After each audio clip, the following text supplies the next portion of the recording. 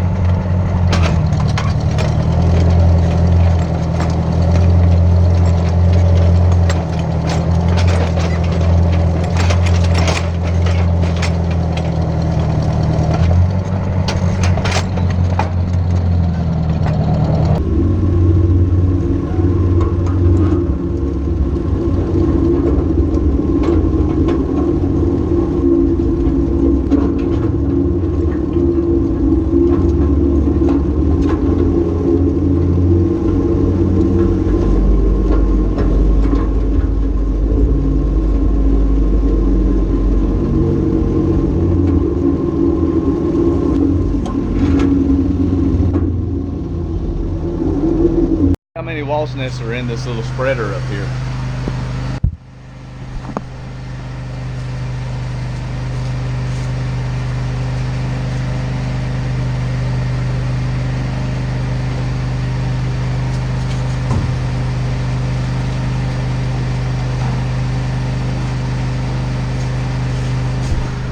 May have got lucky.